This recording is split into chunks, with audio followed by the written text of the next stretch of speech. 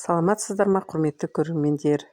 Мен осы видеомда Хан Сұлтан атты спектакльге арналып жасалған бас киімдерді көрсетемін. Ең басты кейіпкер Жошы ханның үшінші әйелі, Берке ханның анасы. Хан Сұлтан туралы Хан Сұлтанға арналған бас киімдер. Ол әйел адам болып, Алтын Орда тарихына өзінің даналығымен, ақылдылығымен Жошы ұлысының басты тұлғаларына айналған әйел адам. Сол туралы қойылым болады. Міне жасалып жатқан мына тюрбан чалмалар сол біріншіден осы Хан Сұлтанға бірінші актісіне арналып тігіліп жатыр.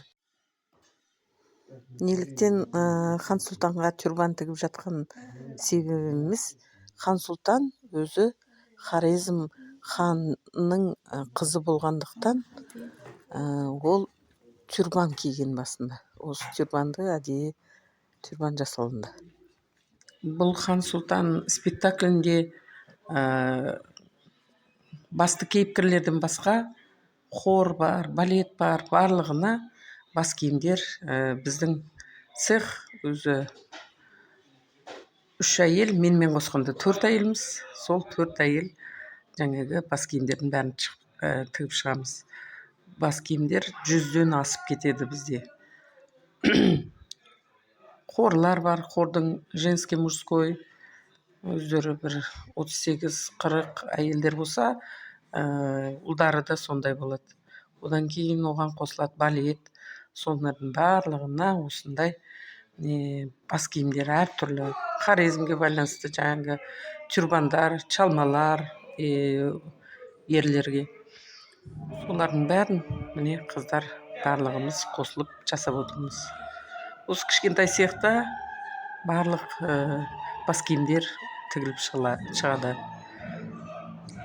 Бас киімнен басқа тағы да бізде осы бутафорный цехында жаңағы жесткий декорация, реквизит барлығын жасаймыз.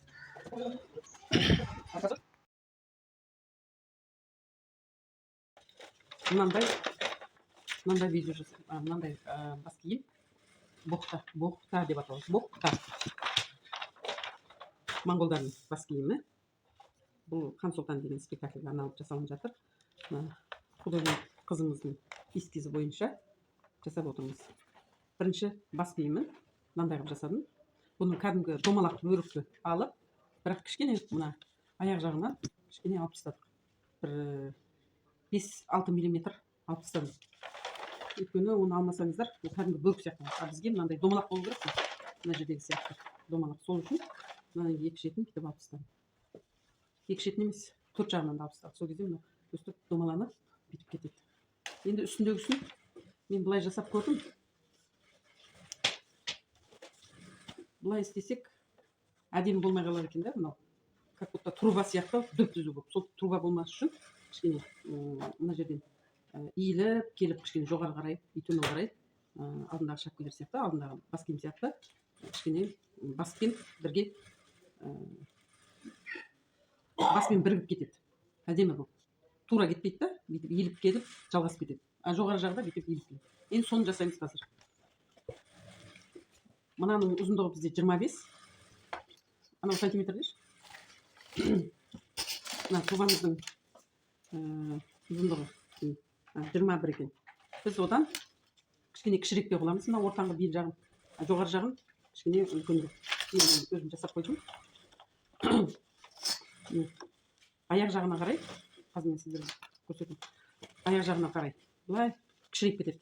Мына сызғышты қойған кезде мен былай кетеді, прям. Былай кетеді да. Мынау астыңғы жағы кішкене қысқалау болады. Оны былай қарай жібереміз. Ортасын сосын бүйтіп қосып қоямыз.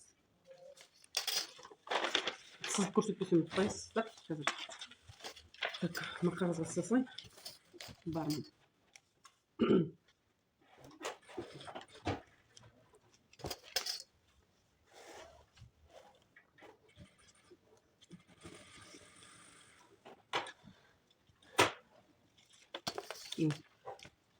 мынау үстіңгі жағы прям былай сызсаңыздар көресіздер.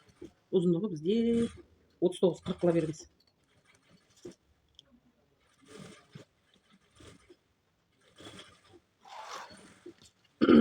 Аяқ жағы мына жерге дейін, есептейік 16,5 сантиметр. Мына төмен жағы 9,5, мына жерге дейін 9,5 сантиметр. Осыны былай қарай жібереміз.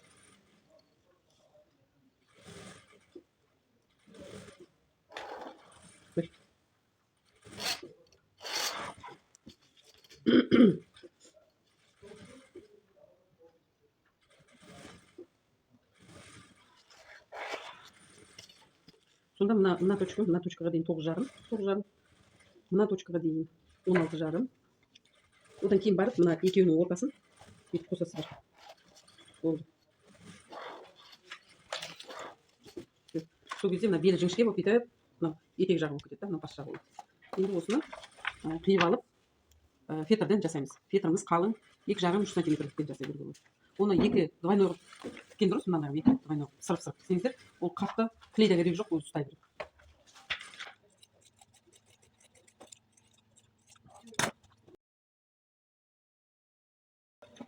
Мына бәрін бүйтіп жинаймыз. Артында биігірек болады. Артына бір саусақ қостық. Өйткені былай бүйтіп эскиз бойынша былай. Эскиз бойынша мынандай бүйтіп кесіліп тұр, шорт кесіліп тұр. Сондықтан біз мына жерге 1 сантиметр қостық. Мынау бір-біріне қосылады, осылай. Мынау алды болады. Алды мына кішкене осылай келеді. Болды. Енді осыны алып тігеміз.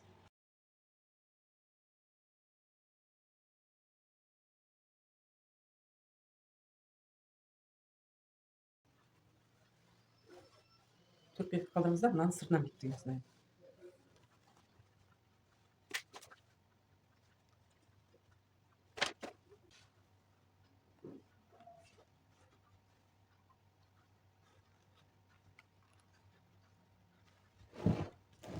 Бүйтіп шығу керек бізде. Значит, мынау арқасы осылай қалады да, мына шетін біз жіңішкертеміз. Сол кезде формасы жіңішке болып шығады. Әйтпесе өте жуан болып тұр, былай болып тұр кішкене.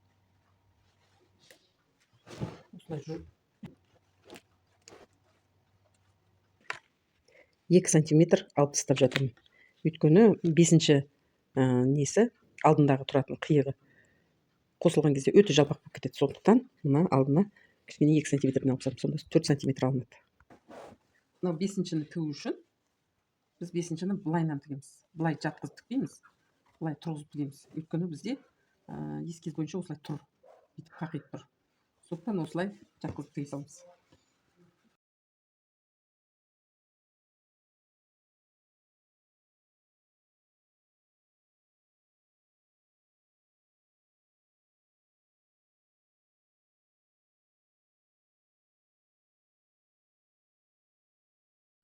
Бұл бас киім тіккенге бізде барқыт, ХБ барқыттан, натуральный деп айтады, сол барқыттан тігіп жатырмыз. Енді бұл барқыт созылмайды, сондықтан әр қиықты тура келтіруге тура келеді. Кішкене қисық болып кетсе, уже несінен, формасынан кетіп қалады. Бас киіміміз домалатып әдемі қылып келтірдік. Енді мына жоғарғы жағым мен астыңғы жағын бір-біріне қосуымыз керек. Бәрін қосып тігіп тастаймыз.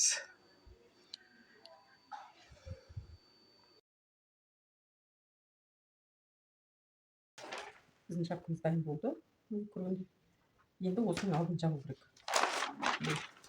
Эскиздегідей бітіп жауып кетеді. Мына сияқты бітіп жауып кетеді. Соны жасау үшін біз мына выкройкамызды аламыз. Осыны былай қоямыз. Мына жағын кішкене бүйтіп домалатамыз. Мына жерге добавить ету керек. Кішкене үстін жалғау керек. Осылай кесеміз.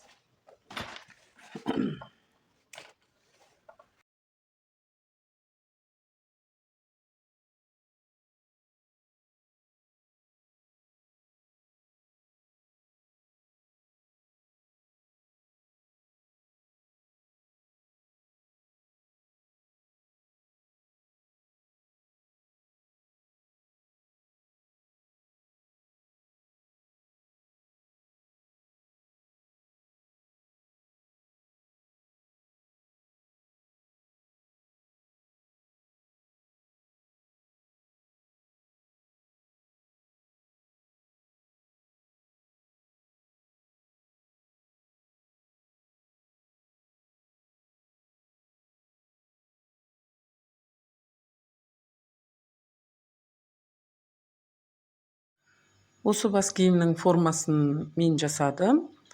Қалған әшекейлерін жаңағы басқа фирмалар өздері келіп әшекелейді. Маған менің миссиям только формасын жасап беру керек болды. Енді барлығы бас киімдер формаға байланысты болады. Өйткені формаңыз дұрыс болмаса, қанша жерден әсемдесеңіз, алтын күміс төсеңіз де әдемі болмай қалады. Вот. Сондықтан енді міне формаласы дайын болған формаға әдемілеп тұрып, мына неше түрлі күмістерін, мельхиорларын жабыстырып, әшекелеп, енді келістіріп қойыпты. Әдемі болып шықты. Өздеріңіз көріп тұрғандай. Хан Сұлтан қойылымын өзіміздің Абай атындағы опера балет театрында көрулеріңізге болады.